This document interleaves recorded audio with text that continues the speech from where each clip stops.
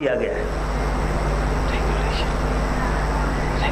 ہم آپ کو یہ بتانے آئے ہیں اور اپنی اس مجبوری سے آگاہ کرنے آئے ہیں کہ آج الحمدللہ دوبارہ ہمارے پاس سندھ کے شہری علاقوں کا تقریباً 90% مینڈیٹ ہے. ایوانوں میں ہے، حکومت میں ہے، وفاق میں،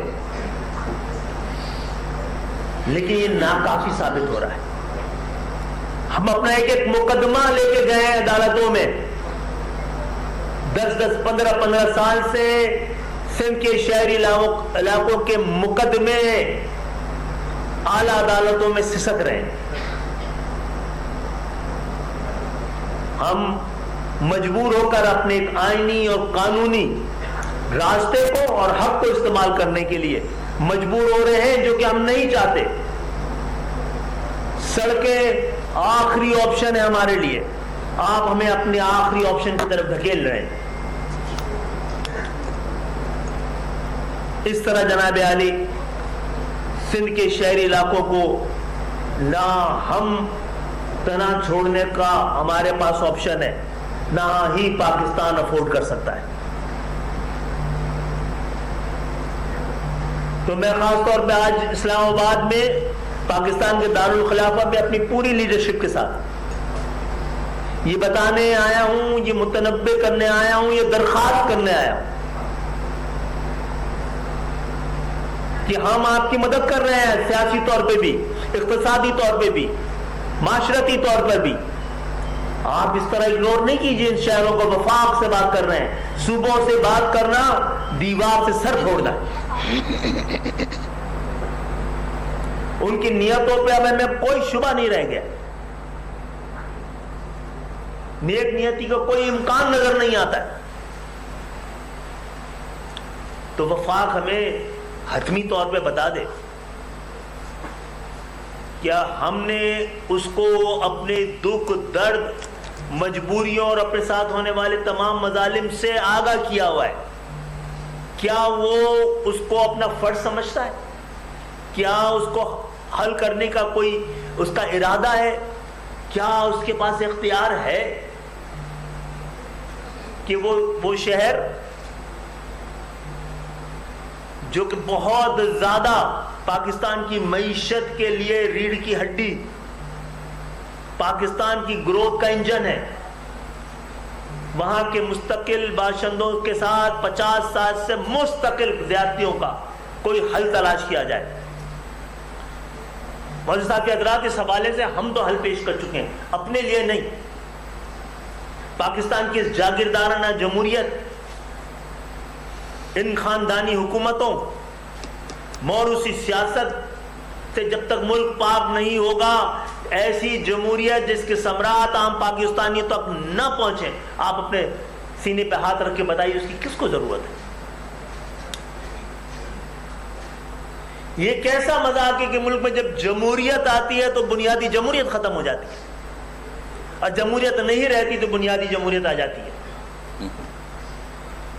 ہم نے اپنے طور پر ایک نسخہ کیمیا پاکستان کے ایوانوں میں پاکستان کے حکمرانوں کو پیش کیا ہے. کوئی اس کی مخالفت کرنے کی جرت نہیں رکھتا ہے، نہ امپلیمنٹ کرنے کی ہمت رکھتا ہے. یہ اتنا بڑا سچ ہے، یہ اتنا بڑا پاکستان کے اندر اصل شراکتی، شمولیتی، اصلی، حقیقی جمہوریت پاکستان کے تمام مسئلوں کا حل. اور یہ صرف ایم کیو ایم کی تجویز نہیں ہے، اب یہ سپریم کورٹ کا فیصلہ بھی ہے. یہ سیاسی نہیں، اب یہ آئینی اور قانونی مسئلہ ہے. اس کو امپلیمنٹ نہ کرنا خود عدالت کی توہین ہے. ہم تو انتظار کر رہے تھے کہ عدالت کب اس حوالے سے سو موٹو لے گی. یہ پاکستان کے 24-25 کروڑ عوام کا مسئلہ ہے، یہ ایم کیو ایم کی سیاست کا مسئلہ نہیں ہے. آپ اس پہ عمل کریں اور ہم پر پابندی لگا دیں، ہم احتجاج نہیں کریں گے. ہم جتنے لوگ جو سیاسی جدوجہد کر رہے ہیں یہ پیشہ وارانہ سیاست نہیں کر سکتی ہے. آپ یہ مسئلہ حل کر دیں, ہم اپنے گھروں میں چلے جائیں گے.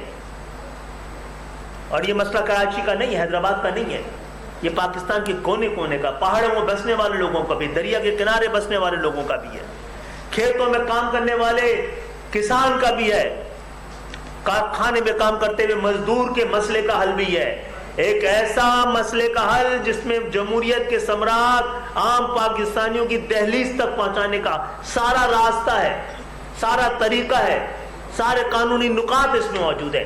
کوئی ہم آپ کے ذریعے پاکستان کی ریاست سے, پاکستان کی حکومت سے, پاکستان ایز اے مملکت, پاکستان کے سیاستدانوں سے سب سے کہیں گے کوئی ایک وجہ تو بتائیں کہ یہ اس پہ عمل درآمد کیوں نہ ہو, کوئی ایک اعتراض تو لگائیں اس پہ بھائی. یہ اتنا مستحکم اور مکمل اور اتنا انصاف میں مبنی یہ ڈاکومنٹ ہے, یہ اس وقت پاکستان کا مقدس ترین ڈاکومنٹ ہے, اس میں ایک ایک پاکستانیوں کے خواب, ان کے مسائل, یہ لوکل گورنمنٹ کے لیے پاکستان کے آئین کے آرٹیکل 140A میں جو کچھ درج ہے,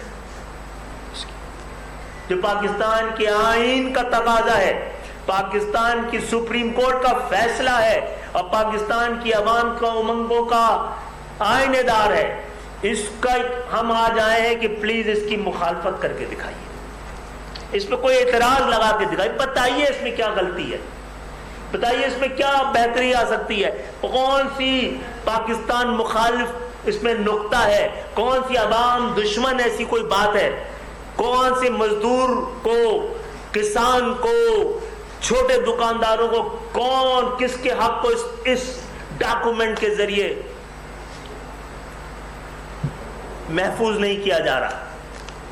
آپ کے ذریعے پاکستان کے اس حکومتی کیپٹل, اس مرکز کے ذریعے میں بیٹھ کر ہم یہ چیلنج کر رہے ہیں, اس کی مخالفت کی ہمت کیجیے جناب.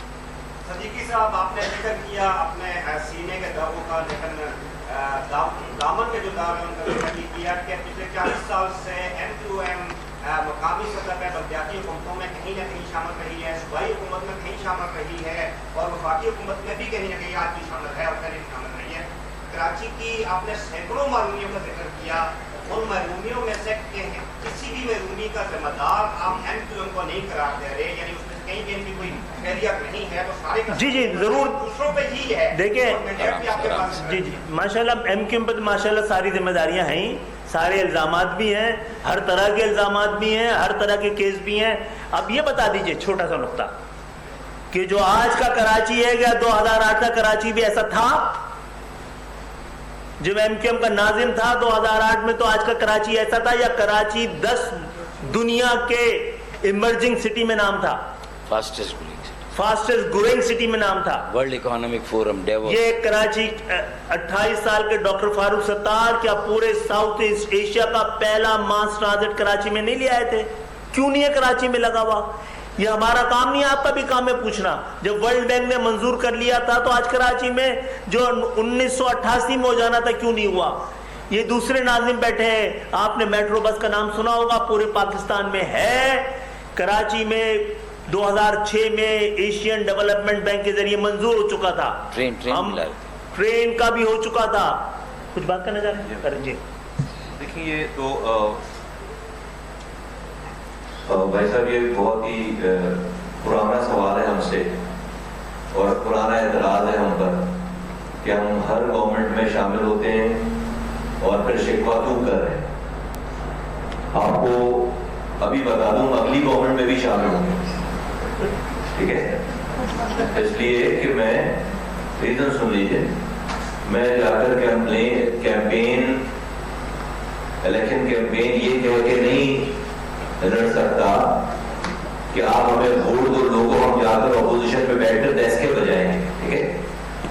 آپ ہمارا سائز کیا, ہم حکومت میں شامل ہو کر ہمارے پاس ڈیسیجن میکنگ ہے, اگر ہوگی تو ہم یہ اپروو کر لیتے پورے پاکستان کے لیے. جب ہمارے پاس اپنے لوگوں کے لیے فیصلہ کرنے کی طاقت ہوئی تو آپ کو جیسا بتا رہے ہیں کراچی میرے زمانے میں دنیا کے 12 تیزی سے ترقی کرنے والے شہروں میں شامل تھا. یہ ہم ایم کیو نہیں کہہ رہی, دنیا کہہ رہی ہے. ورلڈ اکانومک دیکھیں آپ یہاں سے سپریم کورٹ کے چیف جسٹس اس وقت کے عدالت لگا کے کہتے تھے کہ کام دیکھنا ہے تو جا کر کراچی میں جا کر دیکھو. لوگوں کو کس سرزنش کرتے تھے ریکارڈ پر, آپ لوگوں نے اس کو تو ہم یہ بتانا چاہتے ہیں کہ اس والی بات کو فیشن نہ بنائیں, ہماری بات سمجھیں. ہم یہ نہیں کہہ رہے کہ ہمارا قصور یہ بھائی ہم کیسے اپوزیشن پہ بیٹھ, میرے تو سارے دن ہر حکومت ہمارے پاس آتی ہے کہتی ہے وہ ہم سے باتیں کرتے ہیں, تو ہم ہر وقت جو ہم نے اچیو کیا ہے وہ بھی بتائیں گے, اور جو ہمیں اچیو کرنا ہے یہ مسلسل جدوجہد جاری رہے گی. تو ہم نے اگلی, آپ نے سوال نہیں کرنا تھا اگلی حکومت میں بھی شامل ہونا. ہاں آپ کا سوال اس وقت بنتا ہے کہ پورے پاکستان سے میرے پاس ڈیسیجن میکنگ, میرا وزیر اعظم ہو, میرے پاس آئین میں ترمیم کرنے کے اختیارات ہوں, پھر اگر اس کے بعد میں شکایت کروں تو آپ کا یہ سوال بنتا ہے. لیکن آج تو ہم نے اس ڈاکومنٹ کو سپورٹ کرنے کے اس حکومت کے پاس گئے اس الیکشن سے پہلے, ابھی ہم حکومت میں شامل نہیں ہوتے. یہ پہلے جب ہمارے پاس آئی ہم نے ان سے نہ وزارت مانگی نہ کوئی عہدہ مانگا, ہم نے ان کے سامنے یہ مسودہ پیش کیا, انہوں نے ہمارے ساتھ باقاعدہ formal M O U sign کر رکھا ہے. پی ایم ایل این اس ڈاکومنٹ کی سگنیٹری ہے جو کہ اس وقت کی حکومتی پارٹی ہے. تو ہم آپ سے یہ گزارش کر رہے ہیں کہ اس کو ہماری انسان ہے دامن پہ بالکل دار ہوگی, لیکن آپ دیکھیں کہ ایوالو کوئی پارٹی ہے دنیا میں اس پاکستان میں جس نے اپنے لیڈر چینج کر دیا ہو, مجھے بتائیں, مجھے ایک پارٹی 70 سال میں نام بتائیں. ہم وہ لوگ ہیں جس نے اپنے لیڈر سے اختلاف کر لیا اور آج آپ کے سامنے بیٹھے ہیں. کیا ساری پارٹیز کے لیڈران جو ہیں وہ ورکیوں سے مبارہ ہیں؟ میں اس کی ڈیٹیل میں نہیں جانا چاہتا. تو ہمیں اس کا کریڈٹ دیجیے, اس کو اکنالج کیجیے, اس کا کریڈٹ دیجیے. اور آج بھی جو ہم بات کر رہے ہیں آپ سے, تو ہم اپنی بات نہیں کر رہے, پورے ملک کی بات. یہ نسخہ کیمیا ہے, اس کو کیے بغیر کی پریس کانفرنس جاری ہے. دوسری جانب حافظ طاہر اشرفی بھی نیوز کانفرنس کر رہے ہیں. ایک ہو جائے